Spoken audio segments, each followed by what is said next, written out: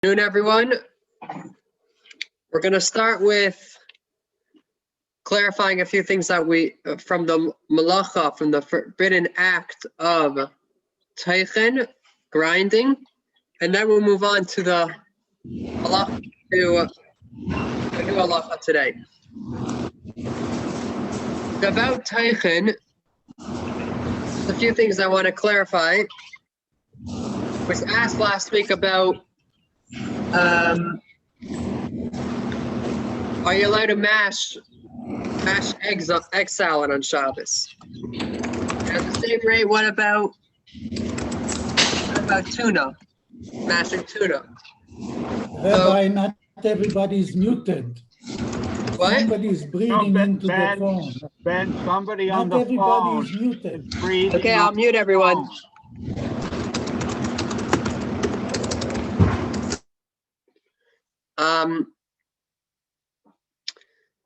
So making egg salad on Shabbos or tuna could be a problem of can be a problem of grinding. So therefore, you should do it with the back of a fork, because you're allowed to grind with, you're allowed to mash if you're doing it with in an unusual manner.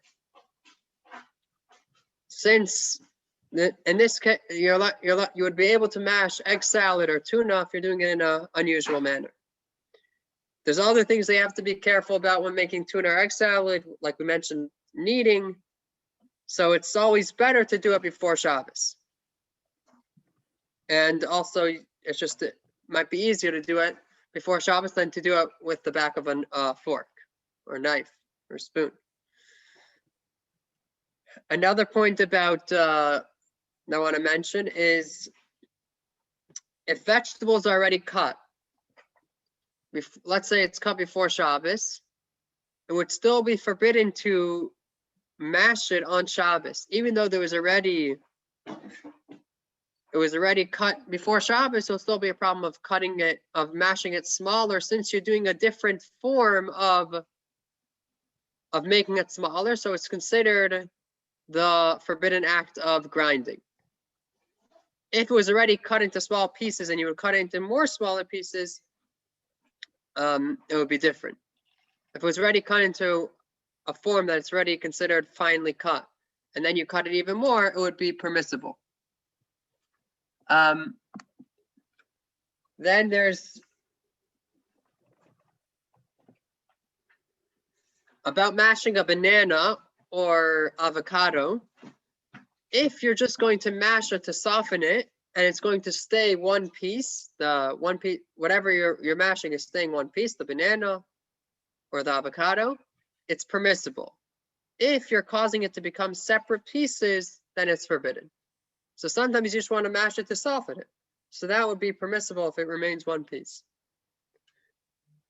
This year, the Erev Pesach falls on a Shabbos. So there's regards to your leftover chametz, if you're eating chametz on Shabbos before it's forbidden to eat chametz, so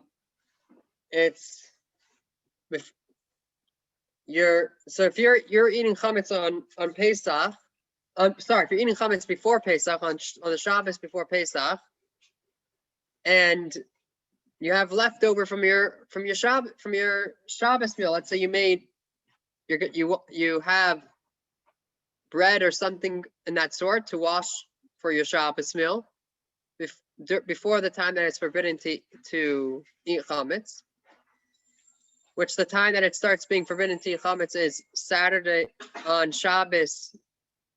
This year it will be on Shabbos, the day before Pesach. When it's the end of four halachic hours during the day. So whenever it is in the place where you live, from sunrise till sunset, you do 4 hours into that time. At the end of 4 of those 12 hours, it will be forbidden to eat chametz anymore. So you'd have to finish your bread before that time. So now if you have leftover bread from your meal, you are allowed to crumble the bread, and it's not a problem of grinding. Since the bread was already grinded when it was in a state of flour, it's permissible to grind it again, because the rule is there isn't grinding after grinding when it's the same type of grinding. So so after you eat you have a little leftover chametz, you're able to grind it, and then you're able to crumble it, and then throw it down the toilet, because you have to not have any chametz in your possession during Pesach. That's about just some catch up from last week's class, and now we'll go on to a new halacha. We're holding Siman Pei, chapter 80, halacha 26. In the Maznayim Kitzur Shulchan Aruch, it is page 88, the bottom of page 88. Now we're going to discuss washing dishes on Shabbos.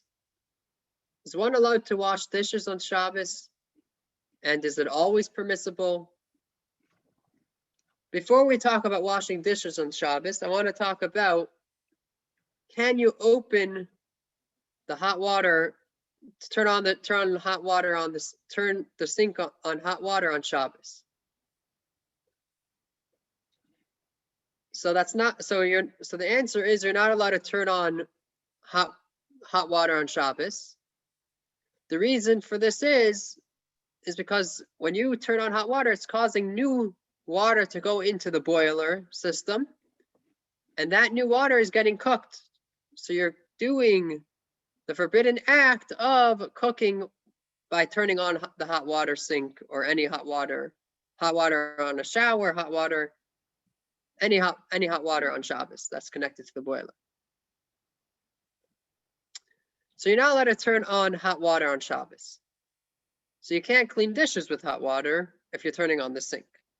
But maybe there's another way that you could use hot water on Shabbos to clean dishes. Nowadays, it's not so common to do this. But if you would have other water that you heated before Shabbos, you could pour it on your dishes to clean it. Let's say you have a samovar, to heat up hot water, or a kettle. Would you be able to pour from that kettle onto a dirty dish? So let's see halacha 26.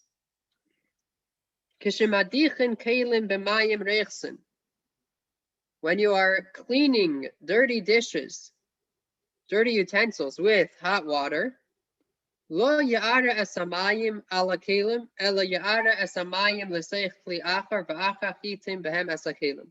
You should not pour the hot water on the dirty dishes. Rather, you should pour the hot water into another pot. And afterwards, you should dip the dirty dishes into the pot. So over here, we're talking about a case that the hot water was heated before Shabbos. So there's no problem of cooking on Shabbos. You're not allowed to heat up water on Shabbos. That'll be a problem of cooking.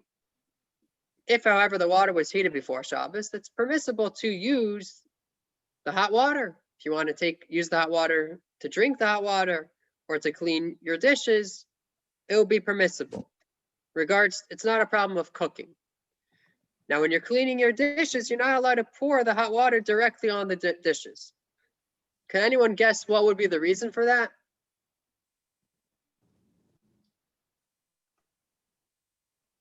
I thought it's only for boiling water, but I'm not sure now. Is it for warm water too, or just boiling water? This law is about even if the water is not boiling.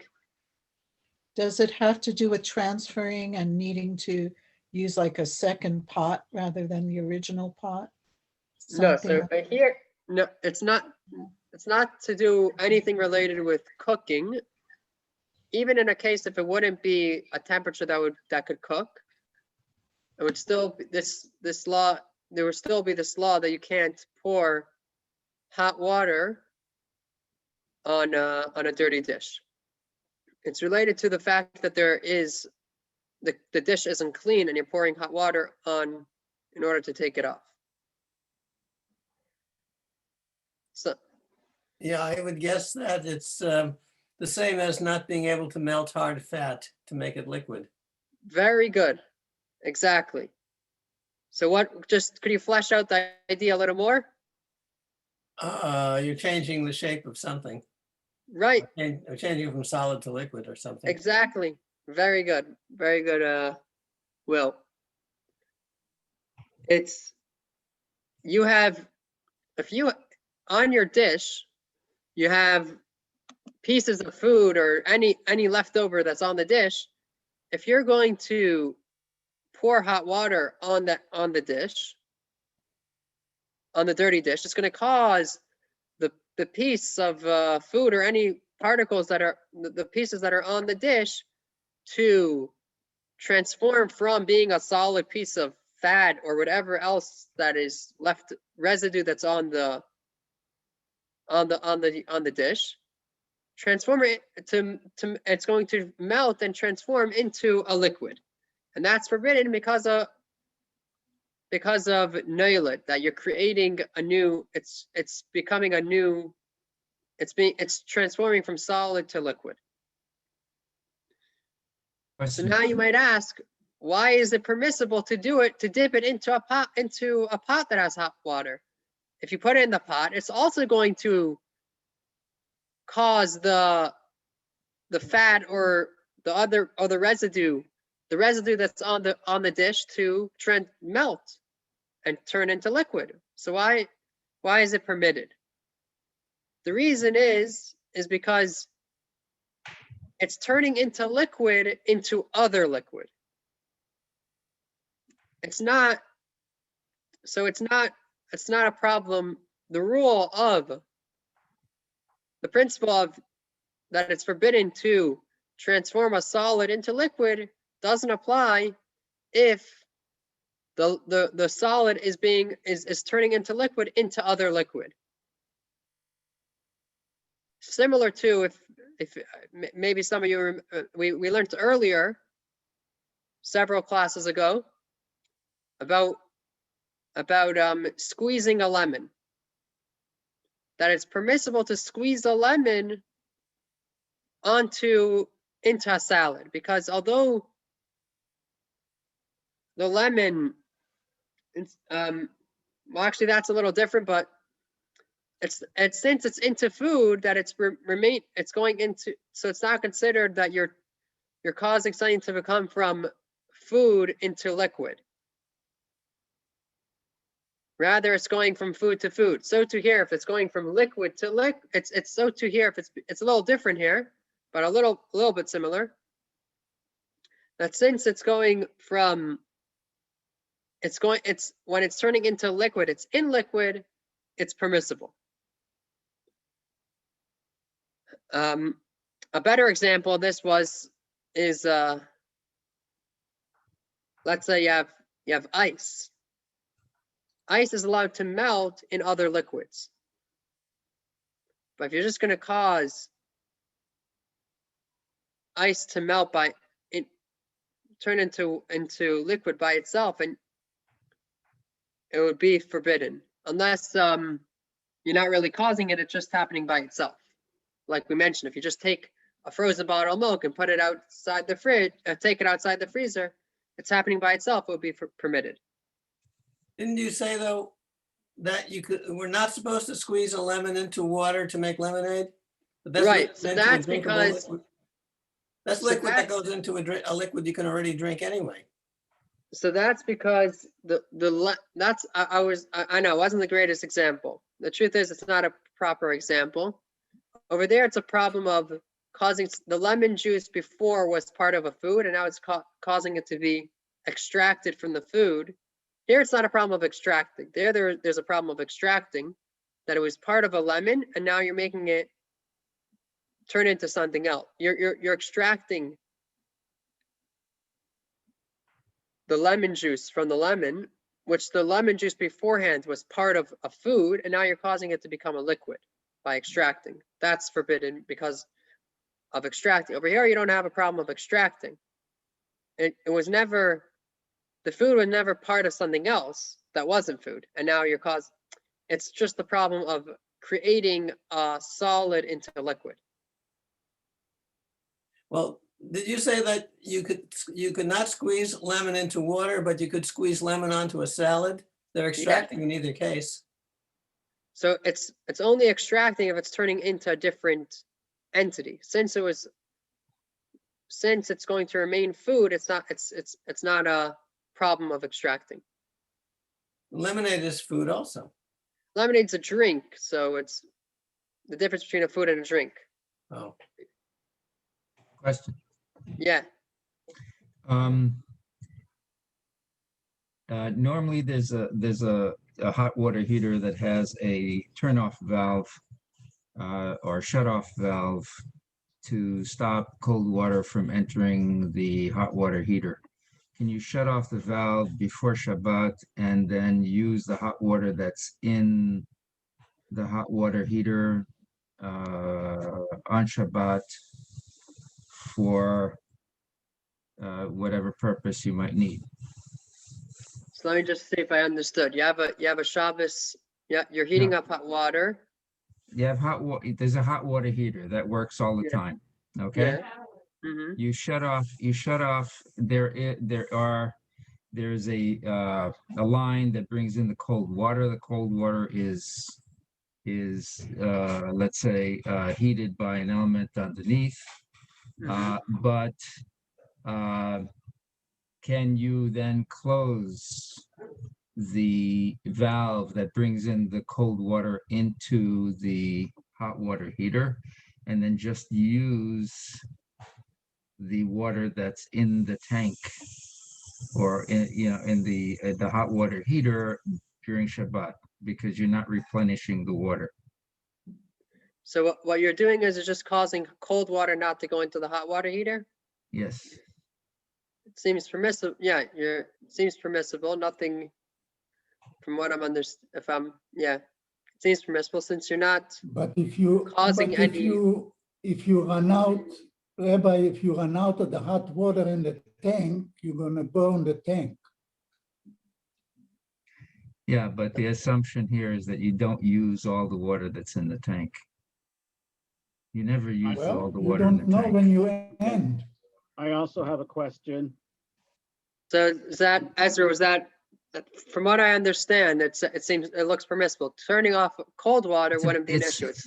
Right. It's specifically causing hot water to come in would be an issue.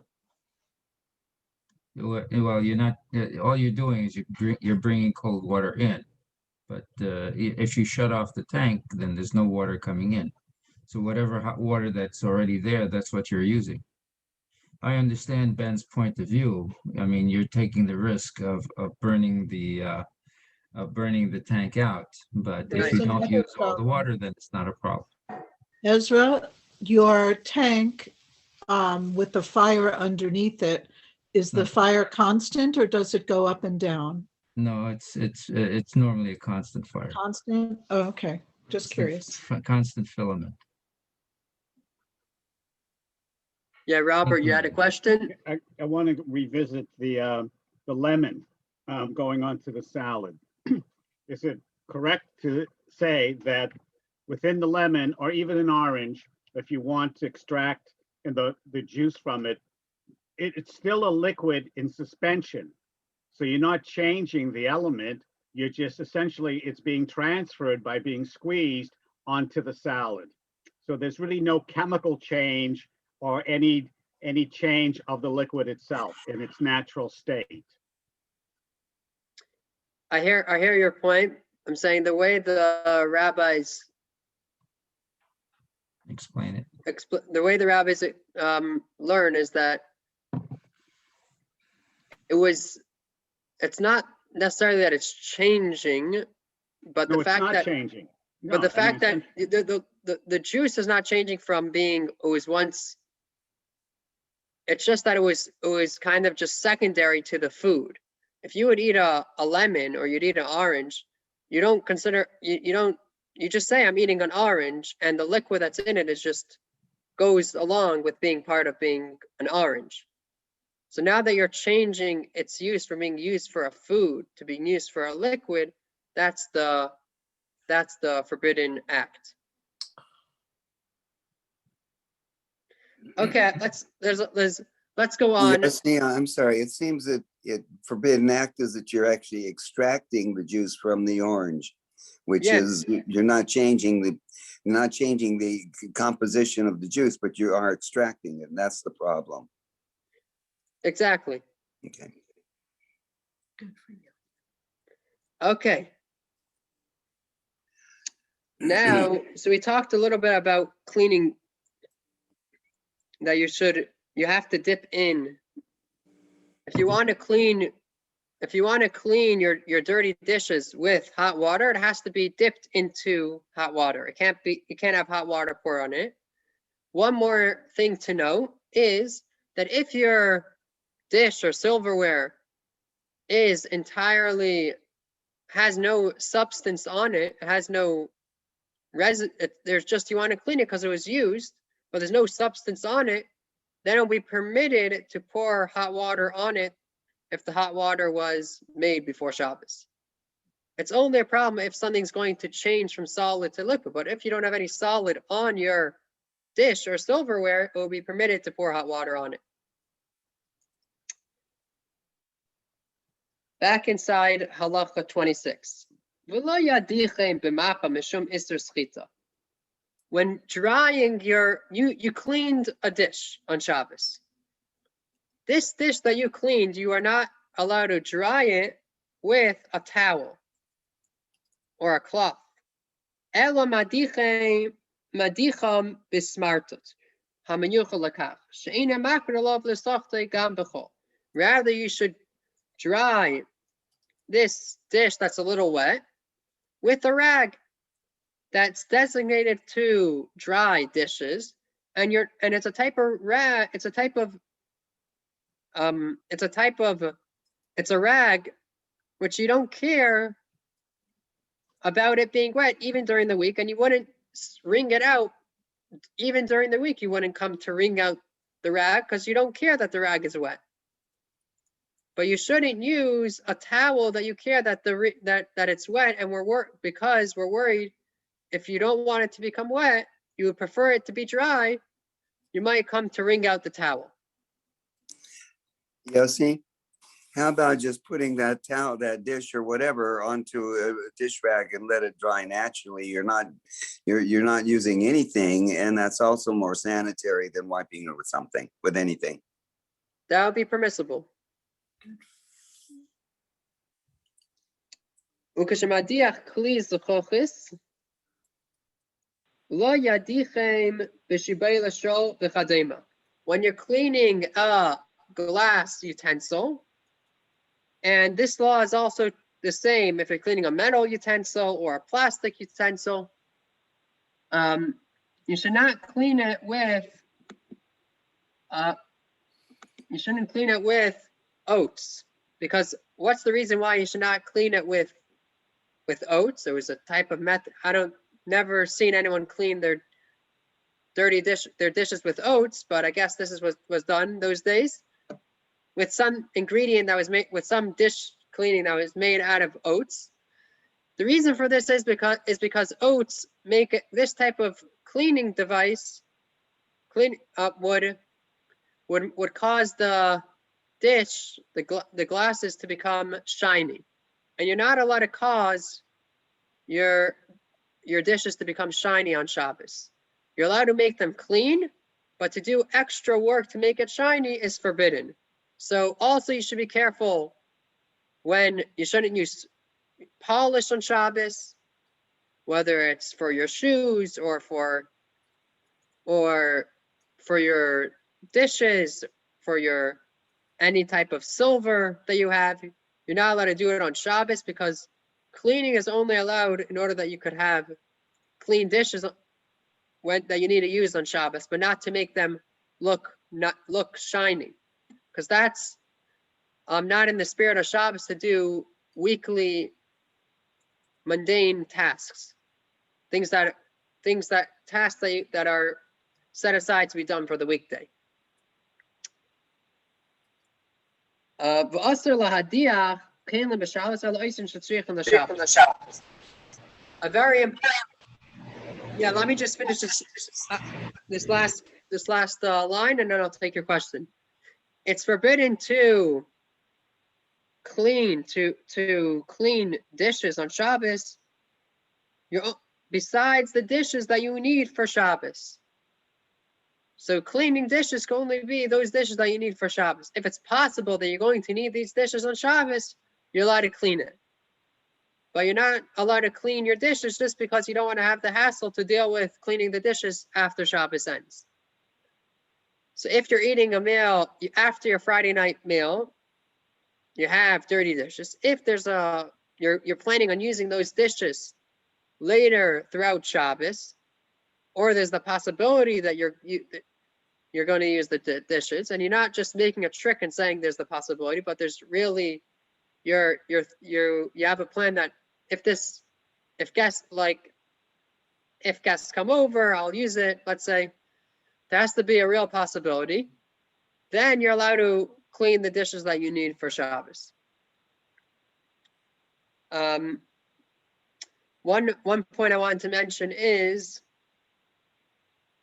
that if you have a non-Jewish house helper, they're allowed to clean dishes in any way that they want. You're not telling them to clean dishes in a forbidden manner. They're deciding themselves that it's more convenient to turn on the hot water. That's not forbidden because you're not telling them to use the hot water.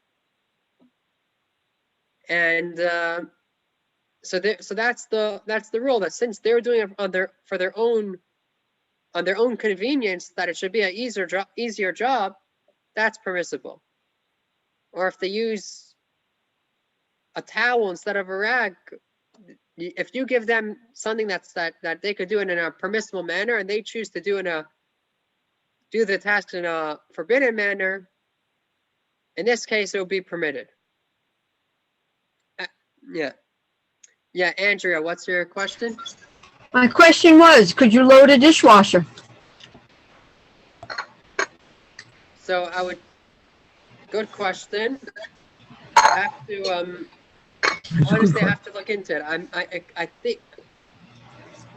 think it's fine because you're just taking the dishes from the table and putting it, as long as you're not turning on any, it's not causing, the dishwasher's not turning on by it or anything, any electricity. Not washing them, just getting ready.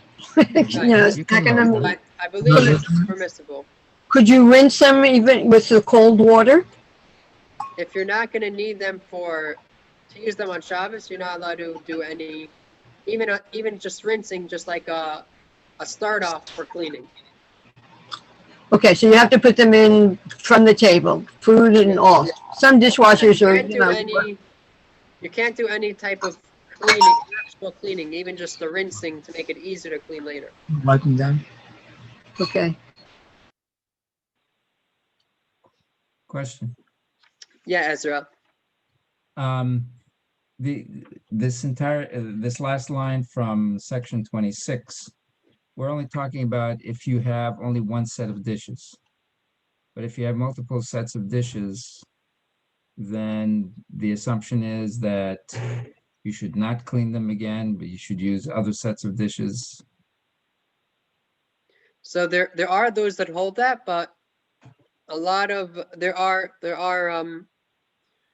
you have what to rely on if you wanted to that you could use, even if you have other set of dishes to wash them if you're going to use them again on Shabbos, even though you have other dishes. There are those that hold that it's permissible. There are those that are mentioned what you're saying, that it's better to use other dishes. Not only it's better, those that hold that it's forbidden to wash them, but what I saw, a lot of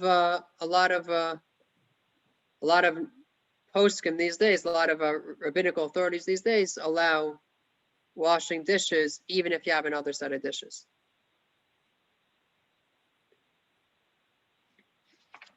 Thank you. Okay. Now we're going to learn about in general, a non-Jew is not allowed to do work for a Jew on Shabbos.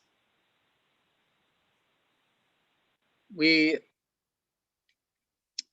learned down from a pasuk. Does anyone remember what the Torah, how we learn it out from the Torah? So the Torah, what is the Torah says? Yeah. The Torah says that it's not just for you, it's for your workers too. Keeping the Close. Shabbat, that it's for your workers too. Right. So that would be only people that work for you. What about a non-Jew that doesn't work for you? How do you know that a non-Jew can't do work? The dishwasher that you said is allowed to wash the dishes, she's working for you. So if you're what you're saying, How the is she house, allowed? she's not allowed to turn on The the house- dishwasher. Turning on a dishwasher is a problem because it makes noise on Shabbos. But let's not get into that. Yeah, That's a but she different. can use hot water. She can use the towel. Why is that? She could use the towel. I'm pretty sure she could use a towel, because that's her own convenience to decide to wash the dishes in this manner. There's a permissible way of doing the task that you asked her to do. You asked her to clean the dishes. You asked the house helper to clean the dishes. The house helper is able to clean the dishes in a way that's not forbidden on Shabbos. By using cold but water. it's work. What? Cleaning the dishes is considered work. Why is she allowed to work for you on Okay, he's Shabbos? asking what Cleaning dishes is permitted, it's only considered work when it's forbidden to do on Shabbos. Oh, I see. Okay. So the Torah says the Hebrew word, I'll say the Hebrew wording, then I'll translate. Kol malacha lo ye'asa, which means any work, when it speaks about Shabbos, this speaks about the holidays, and we learned it about the Shabbos. Kol malacha lo ye'asa, any forbidden act should not be done. It doesn't say you shouldn't do, it says should not be done. So the rabbis, Chazal, learn out from this verse that since it's saying work shouldn't be done, even a Gentile shouldn't do work for you. Over here in Halacha 27, we're going to discuss a case that it's permitted for a non-Jew to do work for you, since it's a case of where it's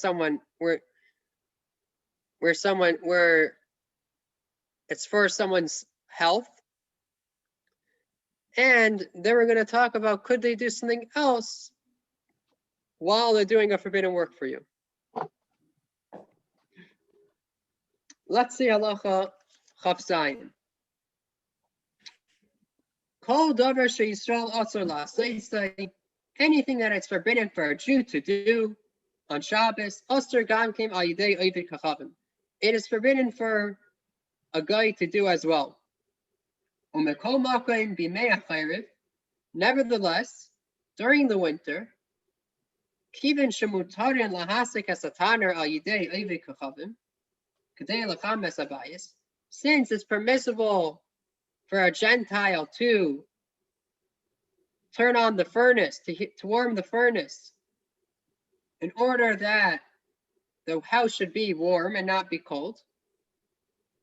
And this law is mentioned in chapter 90, Halacha 18. And the reason, in short, is because everyone's considered like a sick person, considered sick when it comes to cold, and it's considered that a person's it's for one's own that a person should not become ill. And when a person's ill, there's different laws about when a person is ill, but in short, in this case, it'll be permitted for a non-Jew to do the work. So when you're turning on the furnace, since during the winter you're allowed to tell a non-Jew to turn on the furnace, to warm up the furnace, to warm up the house, to light the furnace, to warm up the house.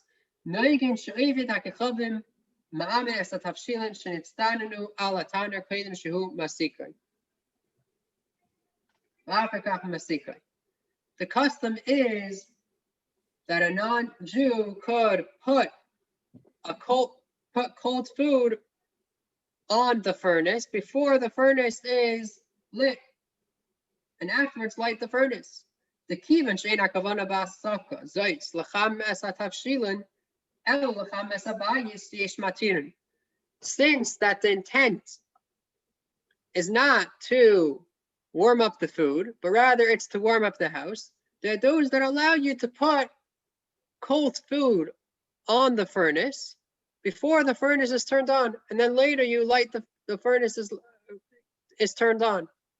And the same is, let's say, with the heater. They would, according to this opinion, it would be permissible for a non-Jew to put cold food on a heater if the heater needs to be turned on because it's cold in the house, so we need to warm up the house. And then the intent of turning on the heater is to warm up the house. That's one opinion. And this opinion is that specifically the non-Jew places the cold food before the heater or the furnace is lit.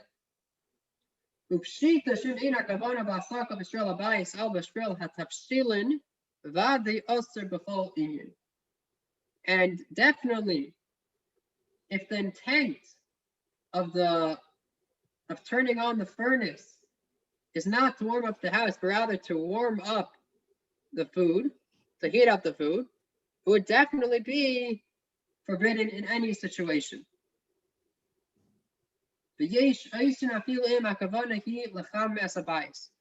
Some say it's forbidden for a non-Jew to put a cold food on a heater or on a furnace when you're going to turn them on to warm up the house.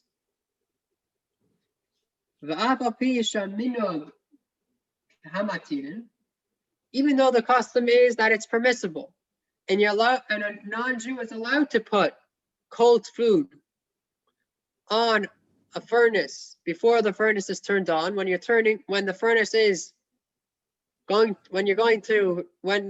non-Jew is going to turn on the furnace for the sake of warming the house, even though that's the custom.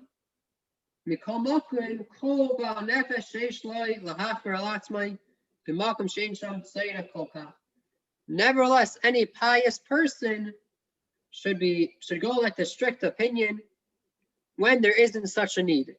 If you don't need this food to be warm, if you have already other food to eat, or you can eat this food cold, you shouldn't do this. It's a pious person should not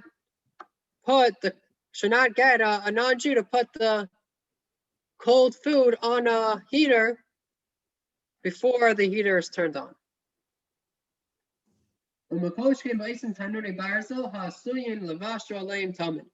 And certainly this would be the law if you're turning on an oven which is regularly used to heat up food.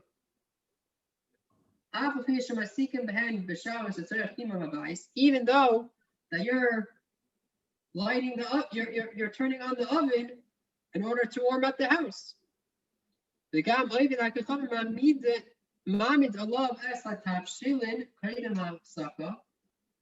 also the guy is putting the food on top of the oven before you turn on the oven.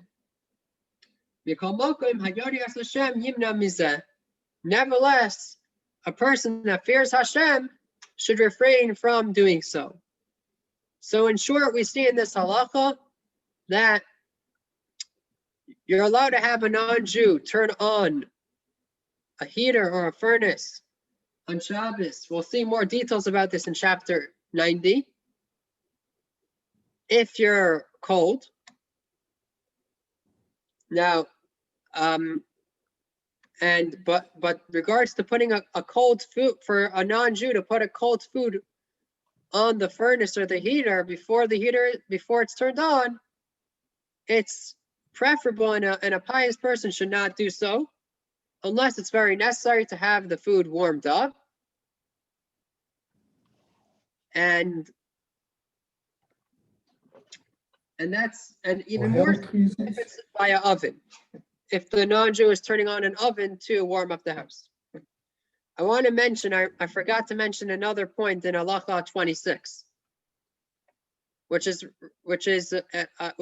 relevant to Pesach being on a Sunday and Erev Pesach, the Eve of Pesach, being on a Shabbos. Since this year the Eve of Pesach is going to be on a Shabbos, you have to make sure not to have any chametz in your possession after the 5th hour of Shabbos day. So it's the best thing to do, I would say the easiest thing and the most practical thing to do is to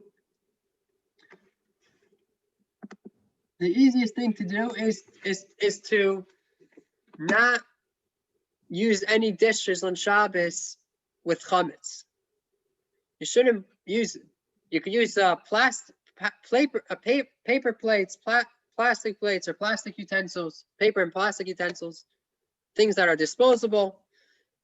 But to use dishes that need to be clean, it should not. It's the easiest and the most efficient not to use them for the Shabbos that is the eve of Pesach, because you're only allowed to wash dishes on Shabbos if you're going to need it for Shabbos, right? That's what we learned. You can only clean a dish if you're going to use that dish on Shabbos. However, if you're going to use, let's say, you're going to use a pot to have a kugel that is, let's say, noodle kugel. You're going to use a tray or a pot, whatever it is, or you're going to eat on dishes on Shabbos with food that is chametz, and you're not using those dishes again on Shabbos, you would not be able to clean those dishes because you can't clean dishes on Shabbos when you're not using them again on Shabbos. At the same time, you would run into a problem that you're going to have chametz on your dishes during Pesach. So therefore, you shouldn't use dishes. You shouldn't put any chametz on your dishes on Shabbos. When it's the eve, when Shabbos falls, the eve of Pesach, like this year.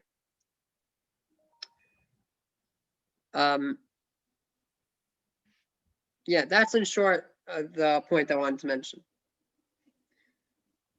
Let's go on to Halacha 28. Now we're going to learn a different forbidden act on Shabbos, the forbidden act of planting. Does anyone, besides actually just sowing a seed, does anyone know any other cases that could be forbidden to do on Shabbos because of the forbidden act of planting?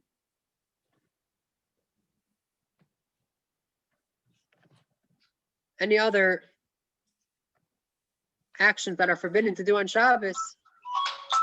Yeah. We talked about reaping the other day with apples from an apple tree. And Right, so- maybe watering your plants, watering Very or good. pruning plants. Mm-hmm. What else?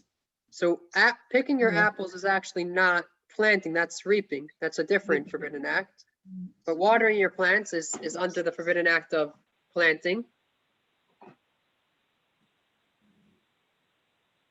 Very good.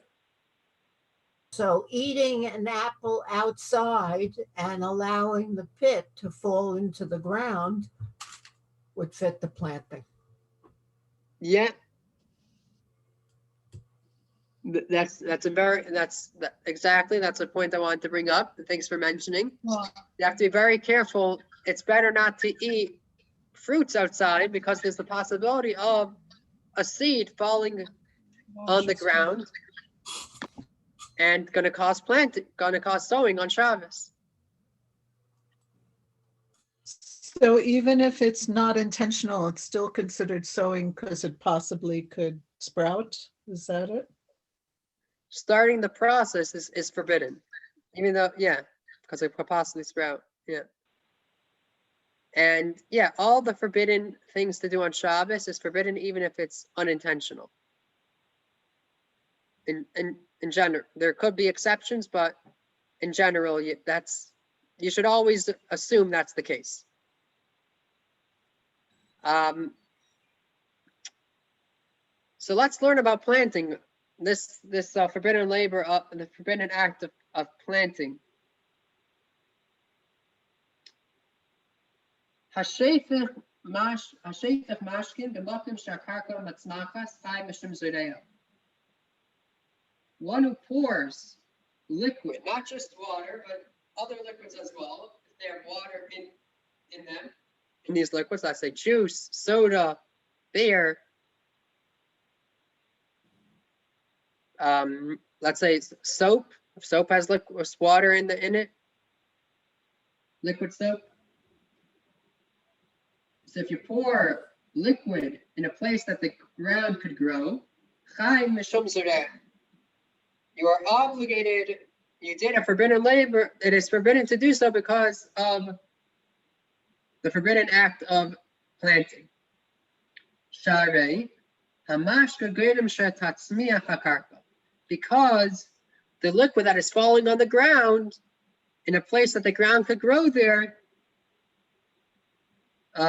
is causing the ground to grow. By pouring the liquid on the ground, it's going to cause the ground to grow. Valkein yesh lizar melacho begina kibekaishi yuchal lizar shloi lishbek mashnam alaretz. And therefore, you should be careful not to eat in a garden, in a place that there's grass, or any place that there could cause growing there, because it's very difficult to be careful that no liquid should fall on the ground. So this is only if you're also bringing liquid there. If you're just going to take a bag of chips or popcorn or whatever it is, just food without liquid, it will be permissible to eat on the grass.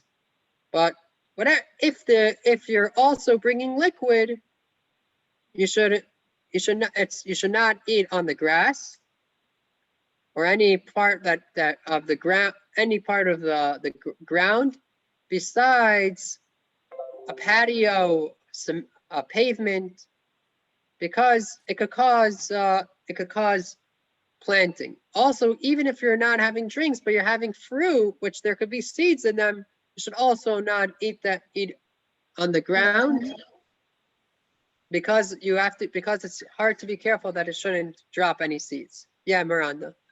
Let's say you're eating potato chips and some fall on the ground and some, I don't know, birds or somebody eat it. Is that considered unintentional feeding or something? Is that allowed? Do you know That's what I'm allowed, saying? yeah. That's allowed. Okay, great. We'll speak. There's a different section that speaks about the laws of animals on Shabbos. Shabbos. Okay, thank you. But just to answer that question, yeah. I believe even, I know for sure if you're not intending to do so. If you're intending to do so, I think it might depend if you're responsible for the animal, if it's you own or it's an animal that everyone's responsible for.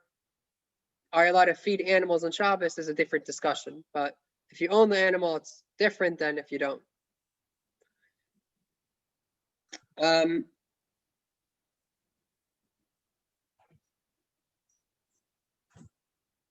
Besides this, in a garden, you're not allowed to carry in certain situations. If there's no Eruv, it's a different discussion about carrying in a garden, which is discussed in chapter 82. So, regards to eating, in this in regards to the laws of planting, want to mention that we said that you should be careful not to eat. Where do you have to be careful about planting? So it's really anywhere. You're not allowed to pour water anywhere besides on pavement or out. You can't pour water outside besides if it's a patio or a pavement. Even if just a landscape that doesn't have grass, but it's good for the soil, but there's soil, and the soil, it's good for the soil to soften. When there's water, that's a problem of plowing. It's under the forbidden act of plowing by just softening the ground in places that their soil would be forbidden. And also it would be forbidden for planting, even if there's any trees around, there's flowers, there's vegetables being planted there. And trees, they're anywhere within between 30 to 50 feet, they're able to grow from the water that comes from there. Let's move on to the next halacha.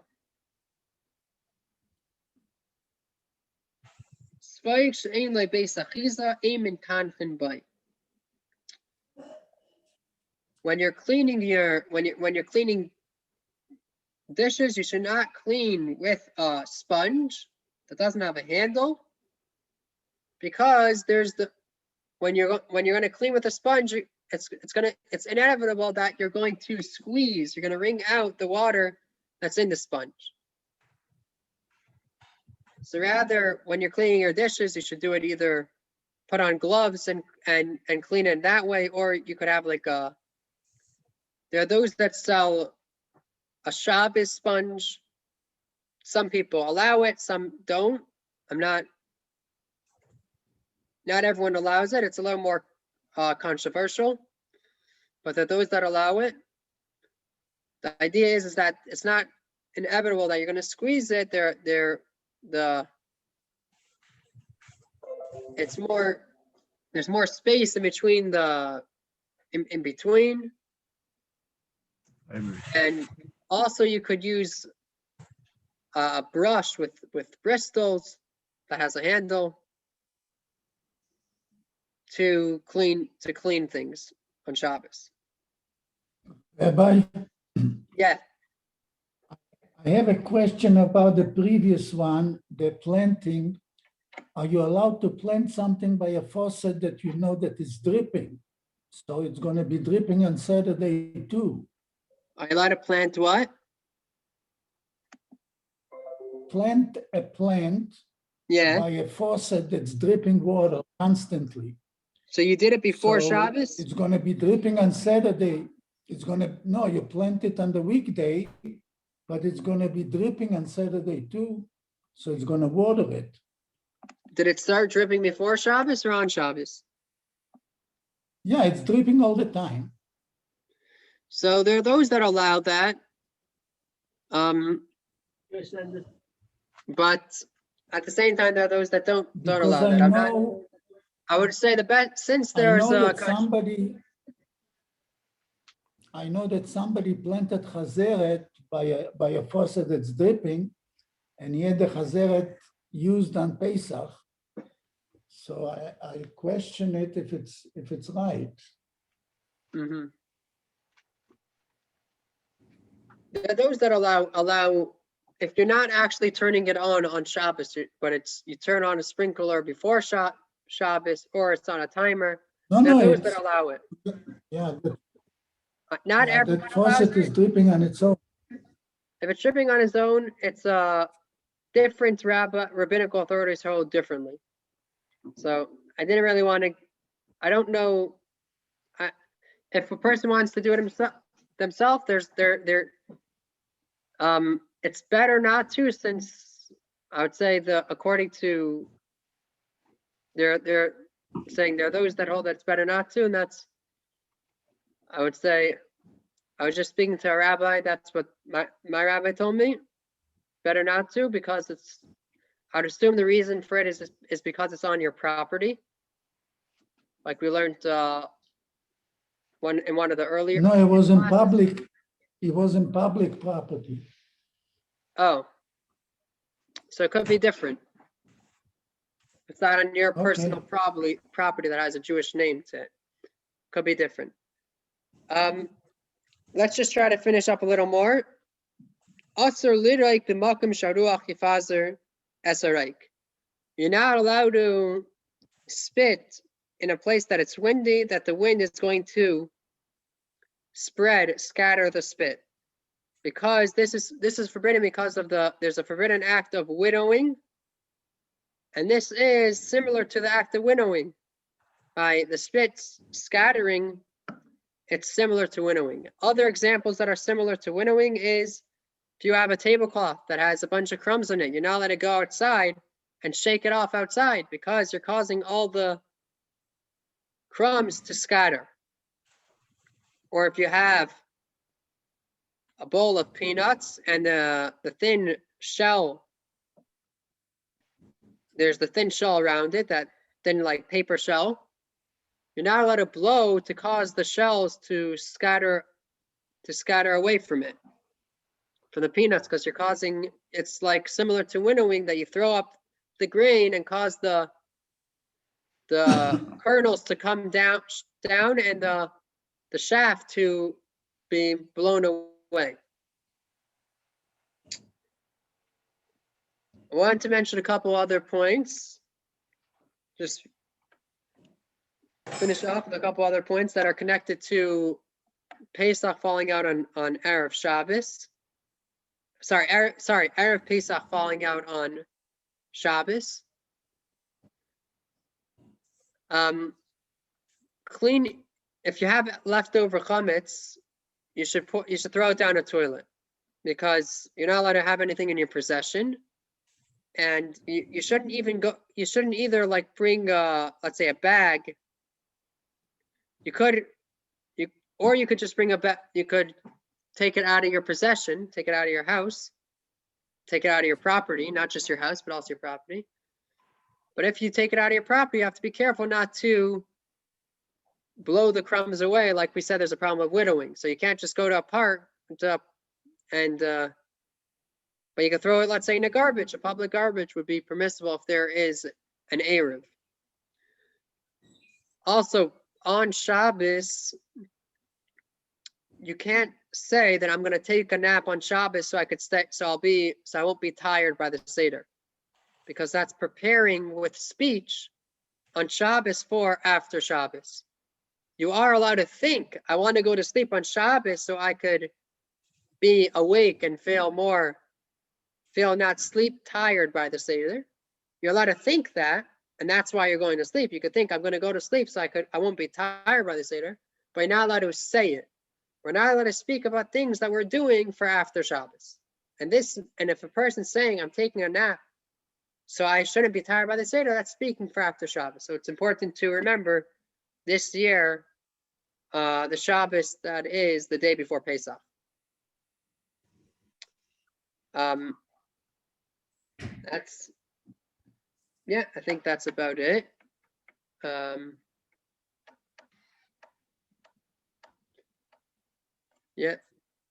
Any other, I think that's, Very helpful. Thank you.